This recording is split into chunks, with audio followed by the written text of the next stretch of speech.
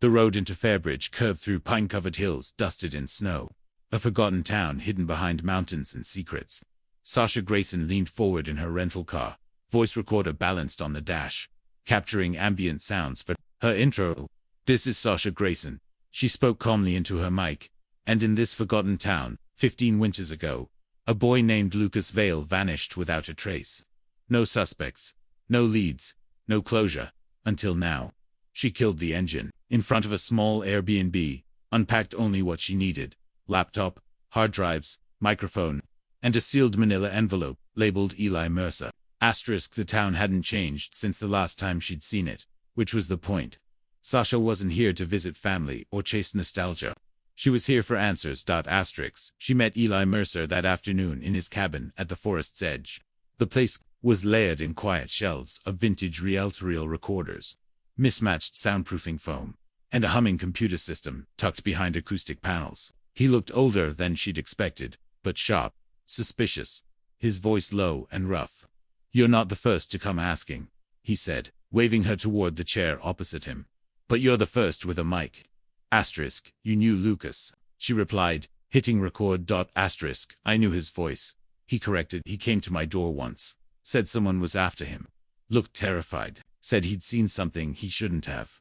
And then, he ran. I never saw him again." Eli reached for a dusty hard drive and plugged it in. "I recorded everything back then, even things I shouldn't have. Some of it, I kept." A few distorted samples played, faint static, a boy's whisper, trees cracking under frost. Sasha leaned forward. "That's his voice." Eli paused. "Might be. Or maybe memory playing tricks." She let silence fill the room for a moment. "I think the original case was buried. You were an easy target. Quiet. Odd. But the town protected someone else." Eli didn't reply. Sasha noted the tension in his fingers, how they hovered over the audio board without touching it. She changed tactics. "I found something you need to hear." She pulled a small recorder from her coat. This was a council meeting, held 3 days after Lucas vanished. Graham Vale pushed to close the search after 72 hours. He was unusually forceful. Eli turned away. "You think Graham had something to do with Lucas?" "I think someone doctored this case. You knew audio. You could have done it." His voice turned cold. "You think I'm guilty? Don't record in my house." "I think you're afraid. But, if you're not guilty, you might be the only one who can help me fix this." She stopped recording and stood. "I'm airing this. All of it. Friday morning." "You don't know what you're doing," he said quietly, but didn't stop her from leaving that night. Snow fell heavily. Sasha sorted through her notes, editing audio in her Airbnb kitchen. Her laptop whirred as she layered tracks for dramatic effect. Music, clips, Eli's voice, her narration. Outside, the wind howled. At 11:13 p.m., the back door creaked open. Sasha didn't hear it, earbuds in, focused. A shadow crossed her hallway, paused near the coat rack. Sasha turned when she sensed movement, but it was too late. A hand grabbed the back of her neck, forcing her down. Her laptop clattered across the table. A muffled voice hissed, "You don't publish that. You don't even know what you've found." The man ripped her external drive from the USB port, searched through her things. Sasha fought back, scratched at his jacket. He pulled a rag from his coat and pressed it to her face. She passed out seconds later. 3 days passed. On Monday morning, her podcast released automatically. Listeners around the country woke to her voice. They tried to erase him. They tried to erase the sound. But audio carries memory. Echoes linger. Then Eli's voice. "I didn't mean to hurt her. It wasn't supposed to happen that way." Then static. A child's voice crying faintly. And finally, the sound of Sasha breathing heavily, whispering, "I know who you are, and I'm coming for you next." The episode ended with dead air. In Fairbridge, local news stations reported her disappearance. Police found her car parked half a mile from Eli's cabin. The interior was clean. Too clean. No prints. No blood. But the driver's seat was pushed forward. Someone shorter than Sasha had driven it recently. Detective Clara Shaw was called in from Ridge County. She stood by the frozen river where Sasha's car was found, biting her glove. This wasn't just a missing person. This was a case someone wanted dead. And the whole country had just heard it live. Asterisk her phone pinged with the headline. Podcaster vanishes after accusing former suspect in live episode. Asterisk. Clara played the audio again, listening closely this time. The tape was wrong, not just in what it said, asterisk in how it sounded. Detective Clara Shaw stood in Eli Mercer's soundproofed cabin, letting the silence settle before speaking. She had listened to the podcast twice on the drive in, and once more before stepping inside. You were the last person to see Sasha Grayson, she said flatly. Asterisk. Eli didn't flinch. She interviewed me. Then she left. Asterisk. She didn't leave town. Her car was abandoned. She's missing, and her podcast episode makes you sound like a killer. Asterisk. He crossed his arms. That episode wasn't the real interview. Someone edited it. Asterisk. Clara raised an eyebrow. That's convenient. Asterisk. Listen to the waveforms, Eli said, pulling up a project on his screen. He pointed to Sasha's raw audio file. No child crying. No confession. Just a tense conversation. And I never said I hurt her. I said I didn't want her hurt. Huge difference. Asterisk. Clara moved closer, inspecting the files. How did you get this? Asterisk. She sent me a copy after the interview. Said she always shared rough cuts before publishing. Asterisk. Clara noted the timestamp. It matched the date of Sasha's disappearance. She stepped back. So, you're saying someone altered the file after she vanished and scheduled the release to frame you? Asterisk. Eli nodded. That's what it looks like. Asterisk. You have any idea who would do that? Asterisk. He hesitated. Someone who knew about the case, knew how to use audio software, and wanted this buried. Asterisk. Back at the station, Clara met with forensic tech Nick Brody. I need metadata, pulled from Sasha's final episode. Server logs, edits, anything. Nick scanned the file, frowning. This was remotely accessed and modified the night she vanished. IP address traces back to Town Hall. Asterisk. Clara blinked. That's a government building. Asterisk. Exactly. Someone with access and authority. Asterisk. Who? Had motive? Asterisk. According to Sasha's emails, she'd been contacting Graham Vale, local councilman, Lucas's uncle. Asterisk. Clara drove straight to Vale's office. He smiled too easily when she asked about Sasha. She came to interview me. We talked about Lucas. She said she had questions, but she never followed up. Asterisk. Did you speak after that? Asterisk. No. Thought she left town. Asterisk. Clara watched him closely. Her podcast aired 2 days ago. She accused someone of altering the past.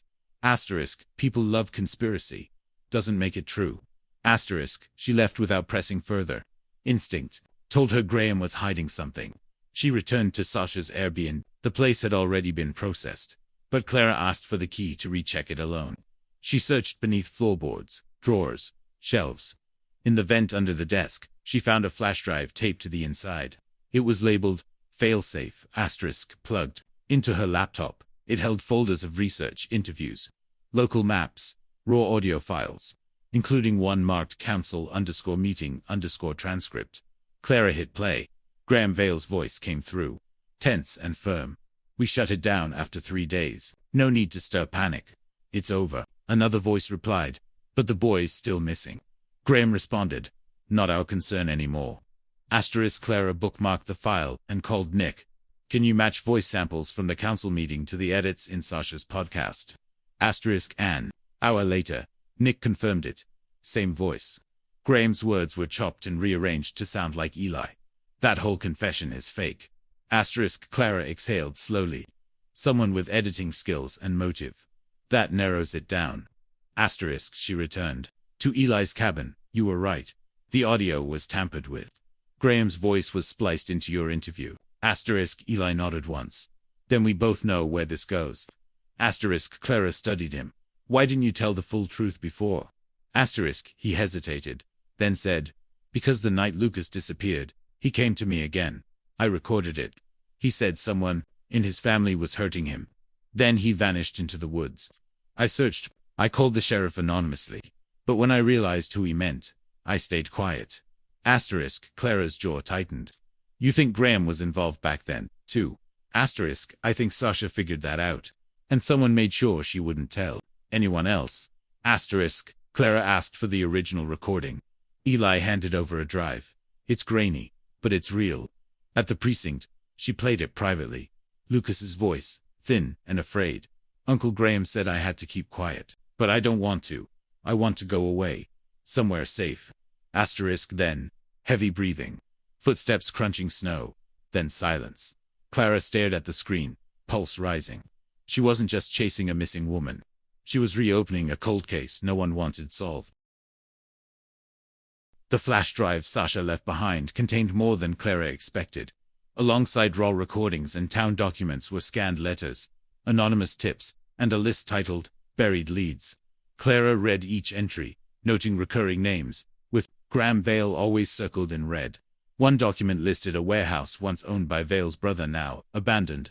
Another, a newspaper clipping with Lucas's photo, handwritten across it. He knew more than a child should.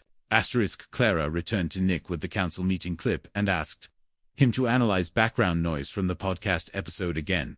Isolate anything under the voices, doors, clocks, echoes. He filtered the audio, slowed it, and found something. Odd clipped voices from another room, not part of the original interview. One segment matched an old public broadcast from a council meeting 12 years ago, never aired publicly. Nick paused. How did that end up in her final episode? Clara leaned in. Someone reused archived council audio and built a confession that never existed. The implications were clear. The person who edited the podcast had full access to both town hall records and advanced audio tools. Few people matched that profile. Clara needed to press Graham harder, but a direct accusation without evidence would be dismissed. She needed someone who had reason to talk. She tracked down Dean Miles, a retired janitor from town hall, who appeared briefly in one of Sasha's recordings. When she found him, he hesitated, but admitted he'd seen something strange the night Sasha disappeared. Councilman Vale was here late. Building was locked. Lights were off, but I saw his car. Did you report it? Dean shook his head. Didn't want trouble. But she came here a few days before. Nice woman. Asked about the archives. Clara revisited the archives department. The old security system hadn't been wiped. Nick pulled camera footage from 3 nights ago. There, it was grainy, time-stamped, unmistakable Graham, entering with gloves on, exiting 42 minutes later. The system went offline for exactly that length of time, too clean to be a mistake. Clara returned to her car, thinking through the timeline. Sasha interviews Eli, uncovers manipulation. That night, Graham accesses town hall, pulls archived audio, constructs a fake confession, edits the file using her own software. But why let it publish? Why not just destroy it? Unless the goal wasn't just silence but framing someone. Eli had credibility as a suspect. The town already mistrusted him. Graham could bury 2 threats at once, Sasha and Eli, by using the very tools Sasha trusted. Clara realized this wasn't just about hiding guilt. It was about rewriting memory. She checked the log from podcast software. One IP address modified the episode remotely. Cross-referenced. It matched a secondary router in Graham's name. Clara called a judge. Within hours, she had a warrant. At Graham's estate. Officers swept through his study. Behind a false panel in his bookshelf, they found Sasha's laptop, missing hard drive, and a portable recorder containing unused voice segments. One clip confirmed it. Graham, imitating Eli's tone, reading scripted lines from a printed sheet. Clara stared at the transcript. It wasn't just fabricated, it was rehearsed. In an interrogation room. Graham was silent at first, then calm. You'll never get a conviction. Circumstantial. Nothing directly links me to her disappearance. Clara laid out each piece. The false archive footage, the hacked podcast account, the altered waveforms. Then she played the voice clip. His face twitched, but still, he didn't fold. You think you're protecting your family's legacy? Clara asked. That legacy includes a dead child, a missing woman, and a lifetime of buried truth. You don't know what Lucas was, Graham said quietly. What he would have exposed. Clara froze. You just admitted he had something to expose. That makes you complicit. He leaned back, stared at the mirror, and said nothing else. With a search team, Clara followed coordinates found on Sasha's hard drive, a map, with a red X deep in the forest. There, under a collapsed ranger station, they found a sealed door leading into a sub-basement. A padlock had been recently broken. Inside, blood on the floor, a scarf, a pair of boots, and finally Sasha, unconscious but alive.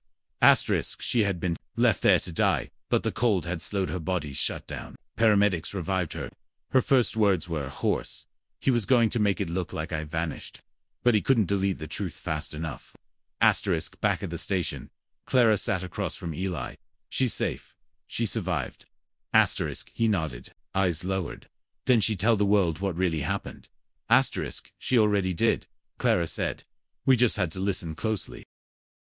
News of Sasha Grayson's survival swept the town in hours. Reporters hovered outside Fairbridge General, but she refused interviews. Her throat damaged. She wrote responses instead, communicating through her phone as detectives updated her. The truth she fought to reveal had nearly killed her. But her voice, distorted, silenced, manipulated, had already lit the match. Now the fire spread. Asterisk, Detective Clara Shaw finalized the arrest report. Graham Vale, charged with attempted murder, obstruction of justice, unlawful surveillance, and evidence tampering. But one charge remained difficult to close. The disappearance of Lucas Vale. No body, no confession, just a voice from the past and a system that ignored it. Asterisk, Sasha met with Clara once she was strong enough. She handed her another drive labeled last tape. Clara played it in private. Sasha had recorded it hours before she disappeared. It was clean, sharp, deliberate. If this is heard, I'm likely missing, the voice said. Not dead yet.